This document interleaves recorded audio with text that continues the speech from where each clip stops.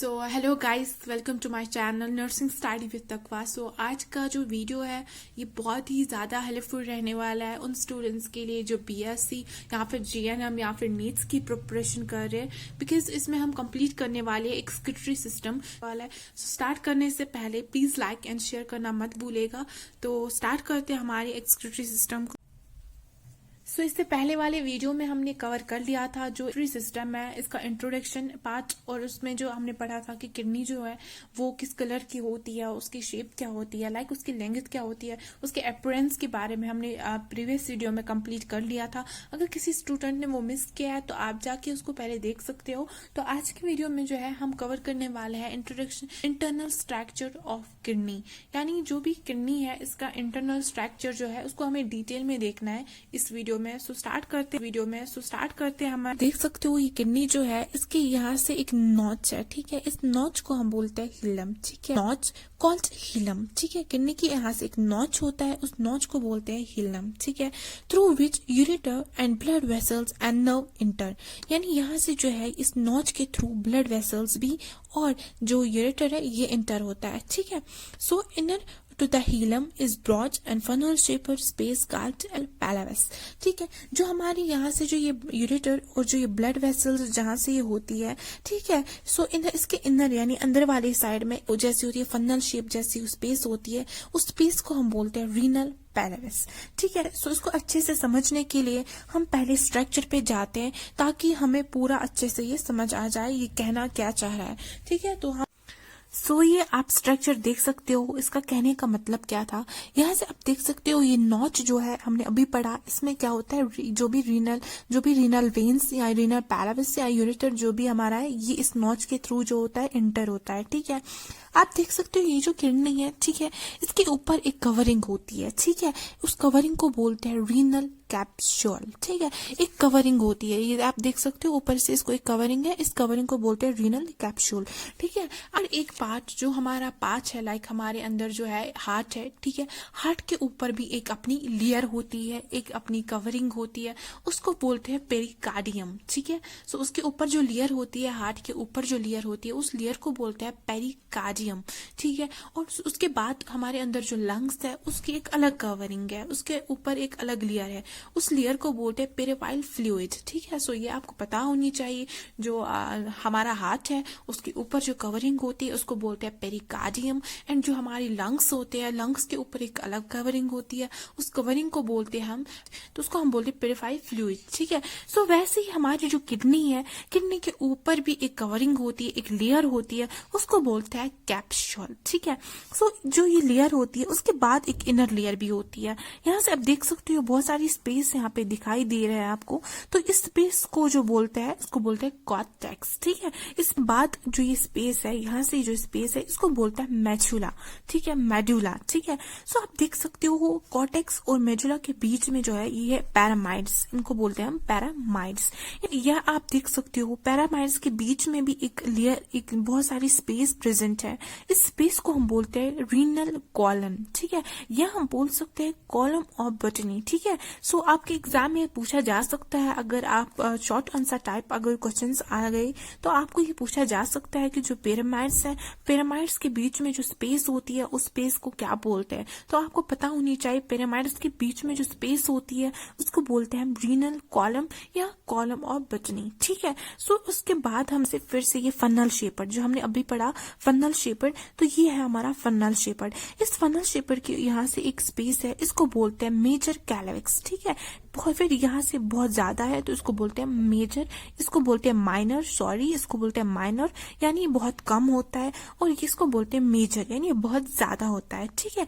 अगर हम मेजर में देखें तो आप देख सकते हो मेजर में कितना होता है 10 से 13, अगर ये मेजर में देखें तो 2 से 3। ये नॉच होता है, नॉच के थ्रू हमारी ब्लड वेसल्स, हमारा यूरेटर ये इंटर होता है। So that's all about structure, ठीक है। सो स्ट्रक्चर हमने डिटेल में समझ लिया, तो इसके बाद हम नोट्स पे जाते हैं तो ताकि आपको इजीली जो है समझ में आ जाए।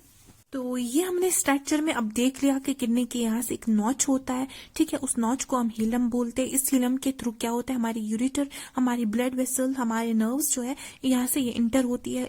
फिर हमने पढ़ा कि किडनी जो है इसके ऊपर एक लेयर होती है, जिस लेयर को हमने बोला था कि रीनल कैप्सूल बोलते हैं। फिर उसके बाद बहुत स्पेस कम होती है, उसके बोलते हैं कॉर्टेक्स। उसके बाद जो होता है वो मेडुला होता है।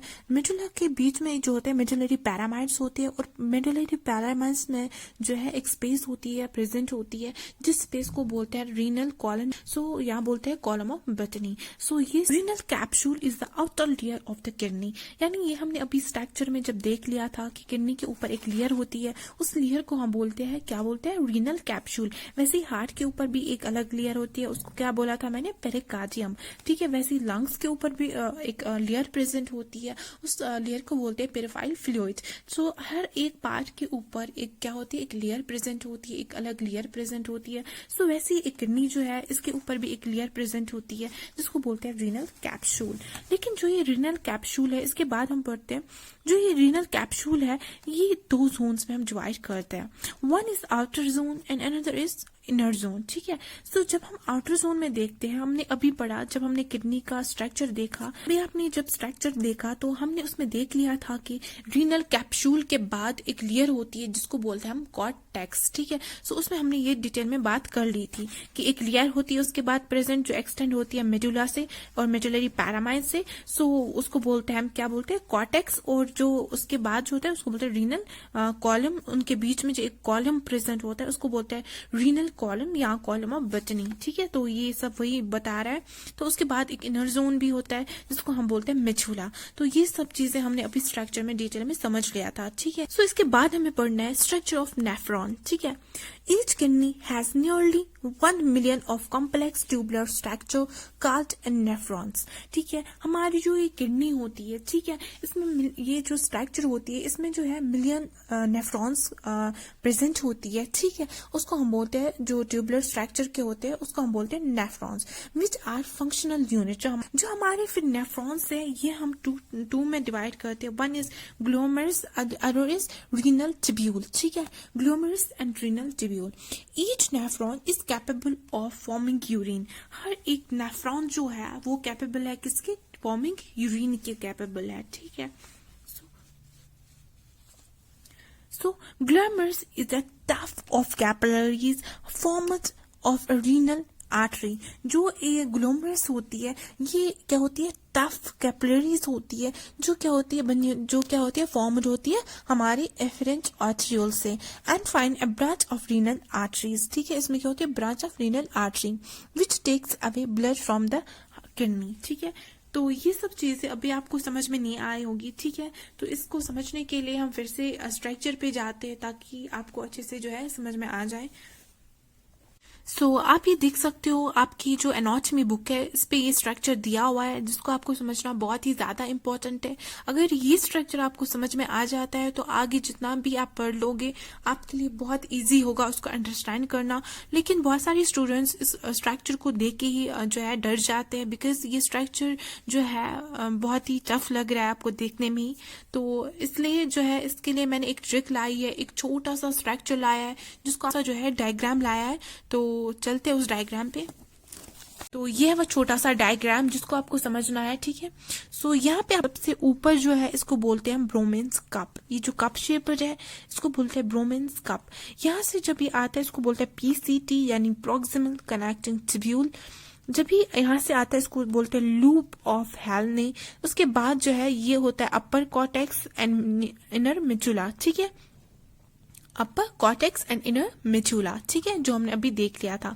और यहाँ से होता है डीसीटी यानी डिजिटल कनेक्टिंग ट्यूब्यूल। सो ये स्ट्रक्चर था, इसको डिटेल में पढ़ने के लिए तो इसके लिए आप दूसरा स्ट्रक्चर यहाँ पे देख सकते हो जिसको आपको समझना होगा, ठीक है। सो यहाँ से ये जो अभी मैंने दिखाया ये कप शेपर जो होता है इसको बोलते हैं ब्रोमेंस कैप्सूल, ठीक है। सो सबसे पहले आप यहाँ से देख सकते हो ये जो है ये है एफरेंट आर्ट्रियोल, यानी जब ब्लड आता है तो उसको बोलते हैं एफरेंट आर्ट्रियोल, एंड जब ब्लड निकलता है बाहर जाता है उसको बोलते हैं एफरेंट आर्ट्रियोल, ठीक है। सो सबसे पहले आपको समझना होगा, ठीक है, इस डायग्राम से, ठीक है। जब हमारी जो ब्लड होता है, जो हमारा ब्लड होता है, जब उसका सर्कुलेशन के बाद जब ब्लड फ्लो होता है, जब ब्लड अंदर आ जाता है, ठीक है, तेजी से अंदर आ गया, ठीक है, जब ब्लड तेजी से अंदर आ गया, ठीक है। सो ये जब तेजी से अंदर आ गया, इसमें एक प्रेशर होता है जिस प्रेशर को हम बोलते हैं हाइड्रोस्टैटिक प्रेशर, ठीक है। यानी देख सकते हो यहाँ पे जो एफरेंट आर्ट्रियोल है, जब इसके थ्रू ब्लड जो है, ब्लड का फ्लो जो होता है, जब ये अंदर आ जाता है इसमें ब्रोमेंस कप में, ग्लोमेरुलस में, तो यहाँ पे जो है इसका फोर्स जो होता है बहुत ज्यादा होता है, क्योंकि ब्लड जो है बहुत तेजी से फ्लो कर रहा होगा, ठीक है। सो उस वक्त इसमें एक फोर्स होता है जिस फोर्स को हम बोलते हैं हाइड्रोस्टैटिक प्रेशर, ठीक है, एक प्रेशर होता है यहाँ पे, ठीक है। सो जब ये प्रेशर होता है यहाँ पे, ठीक है, ये अंदर जब आता है एक ये जो कैप्सूल के अंदर जब आता है, ठीक है, जो हमारे जो इम्पोर्टेंट जो भी एलिमेंट्स होते हैं वो किस में जाते हैं, हमारे इस कप में जाते हैं। फिर जितने भी हमारी वेस्ट होते हैं, वेस्ट प्रोडक्ट्स जितने भी हमारी वेस्ट होते हैं वो जाता है बाहर, यानी एफरेंट, यानी बाहर निकलता है, ठीक है। सो यहाँ से वो बाहर निकलता है। लेकिन जब वो अंदर जाता है, ठीक है, जो इंपॉर्टेंट एलिमेंट्स होते हैं जब वो अंदर जाते हैं तो यहाँ से एक लेयर होती है, ठीक है, उस लेयर को बोलते हैं एंडोथीलियम सेल, ठीक है। यहाँ पे एक लेयर जैसी होती है, यानी वो लेयर इतनी होती है, यानी ना बराबर, यानी छोटी सी एक पतली सी लेयर होती है, ठीक है। तो उस लेयर को बोलते हैं हम एंडोथीलियम सेल, ठीक है। ये होता है हमारा ग्लोमेरुलस, ठीक है। सो आपको बस इतना याद रखना है, जब ब्लड तेजी से अंदर फ्लो कर रहा होता है तो उसको बोलते हैं हम एफरेंट आर्ट्रियोल, जब वो बाहर जाता है तो उसको बोलते हैं एफरेंट आर्ट्रियोल। सो बहुत स्टूडेंट्स को इसमें कंफ्यूजन होता है यही कि एफरेंट क्या होता है, एफरेंट क्या होता है। एफरेंट ये आपको याद रखना है, एफरेंट आर्ट्रियोल होता है यानी जब ब्लड तेजी से अंदर आ रहा है, ठीक है, उसका फ्लो अंदर हो रहा है। सो जितने भी फिर मतलब यूजफुल एलिमेंट्स है वो हमारी कप के अंदर जाता है, यानी यहाँ से लूप ऑफ फैरने से जाता है, यानी जितने भी फिर वेस्ट होते हैं वो जाते हैं एफरेंट आर्ट्रियोल से। यानी आपको शॉर्ट में इतना याद रखना है, आपके लिए ये ट्रिक है। ए से आपको याद रखना है आना, यानी आ रहा है, यानी एफरेंट जो है ये आ रहा है, ए से आ रहा है, ई से मतलब जा रहा है, ठीक है, एंड हो रहा है, जा रहा है यानी एंड हो रहा है, ठीक है, खत्म हो रहा है। सो ये आपके लिए जो ये ट्रिक है, या आप ऐसे याद रख सकते हो। जो एफरेंट होती है यानी ब्लड तेजी से जब अंदर आ रहा है, फ्लो अंदर हो रहा है, यानी अंदर की तरफ आ रहा है, और जो है जब वो बाहर निकलता है, जितने एलिमेंट्स जो हमारी यूजफुल नहीं होते, जब वो बाहर जाते हैं तो उसको बोलते हैं एफरेंट आर्ट्रियोल। सो एफरेंट आर्ट्रियोल जो होता है वो ई से है, यानी वो जा रहा है, ठीक है। सो ऐसे आप इसको याद रख सकते हो, efferent arteriole by end. So blood from the glomerulus is carried away by an efferent arteriole, ठीक है। अभी आपने ये समझ लिया, जो यहाँ से जो ब्लड अंदर आया, ठीक है, ये किसने कैरी किया, ग्लोमेरुलस ने, ठीक है। जब इसने इसको कैरी किया, जो फिर जो जितने भी वेस्ट थे वो हमने बाहर निकाला, यानी अवे मतलब बाहर, ठीक है। तो वो हमने बाहर निकाला किससे, एफरेंट आर्ट्रियोल से, ठीक है, एफरेंट आर्ट्रियोल। ये आपको याद रखना है, अवे मतलब बाहर, यानी कौन अभी बाहर जा रहा था, एंड कौन हो रहा था, एफरेंट आर्ट्रियोल, ठीक है। यानी ब्लड कैपिलरीज में, ग्लोमेरुलस में जो इसने कैरी किया तो फिर वो बाहर निकला किसके थ्रू, एफरेंट आर्ट्रियोल के थ्रू। सो ये आपने अभी इस पॉइंट से समझ लिया, ठीक है, आया समझ। आप देख सकते हो ये जो आपकी डायग्राम है कितनी इंपॉर्टेंट है आपके लिए, ठीक है। अगर आप इसको समझते हो तो आगे जितने भी पॉइंट्स है वो आपको इजीली अंडरस्टैंड हो जाएगा। जैसे कि हमने ये अभी पॉइंट देख लिया था और यहाँ पे भी हमने ये समझ लिया था, ठीक है। सो दूसरा पॉइंट कह रहा है the renal tubule belongs with a double wallet cup like structure called a Bowman's capsule which includes the glomerulus, ठीक है। ये बोल रहा है यानी जो हमारा रीनल ट्यूब्यूल्स है belong with a double wallet. आप देख सकते हो ये डबल वॉलेट स्ट्रक्चर है, ठीक है, आप देख सकते हो डबल वॉलेट है। इस डबल वॉलेट स्ट्रक्चर को हम क्या बोलते हैं, ब्रोमेंस कैप्सूल, जो क्या होता है, इंक्लूड किससे होता है, हमारे ग्लोमेरुलस से। यहाँ आप देख सकते हो ग्लोमेरुलस होता है, ठीक है। So Bowman's capsule and glomerulus are absent in marine fishes and desert amphibians such as kidney is called aglomerular, ठीक है। सो आप देख सकते हो जो एक ब्रोमेंस कैप्सूल जो आप यहाँ पे देख सकते हो, ठीक है, ये एब्सेंट होता है, किन में, मरीन फिशेस में, ठीक है, ये उनमें प्रेजेंट नहीं होता। और जो डेजर्ट एम्फिबियंस होते हैं उनमें ये क्या होता है, उनमें भी ये एब्सेंट होता है। Tubule contains further to form a highly coiled network PCT यानी प्रोक्सिमल कनेक्टिंग ट्यूब्यूल, यानी a hairpin shaped a loop of Fanny is the next part of the tubule which has ascending and descending lamb, ठीक है। यानी ये जो है glomerulus के बाद ये एक क्या बनता है, एक हेयर पिन शेपर बनता है। एक हेयर पिन आप देख सकते हो जो हम हेयर में जो लड़कियां जो है हेयर पिन लगाती है उस शेपर की, जिसको हम बोलते हैं लूप ऑफ हेनी, जो next part of the tubule का हो जाता है, जिसमें असेंडिंग पार्ट होता है और डिसेंडिंग। ये आपकी बुक पे जो है स्ट्रक्चर दिया हुआ है, आपकी बुक पे जो आपको समझना है आप देख सकते हो। यहाँ से हमने अभी पढ़ा था कि जो है ये जो ब्लड जब अंदर आ जाता है उसको बोलते हैं एफरेंट आर्ट्रियोल, फिर जब ये ब्लड अवे यानी बाहर जाता है तो उसको बोलते हैं एफरेंट आर्ट्रियोल। आप देख सकते हो उसके बाद हमने अभी पढ़ा ये एक हेयर पिन लाइक शेपर होती है, ठीक है। आप देख सकते हो ये हेयर पिन है जो लड़कियां बालों में लगाती है, जो पिन लगाती है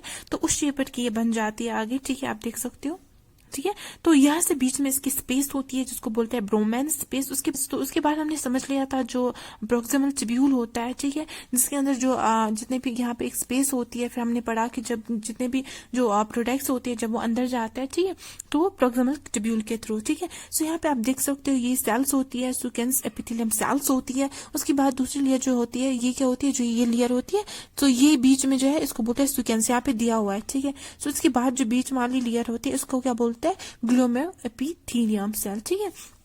सो ये था इंटरनल स्ट्रक्चर ऑफ किडनी। सो इसके बाद हमें पढ़ना है फॉर्मेशन ऑफ यूरिन, जो हम नेक्स्ट पार्ट में कवर कर लेंगे, क्योंकि हम नेक्स्ट पार्ट में कवर कर लेंगे। फिलहाल आज के लिए बस इतना ही।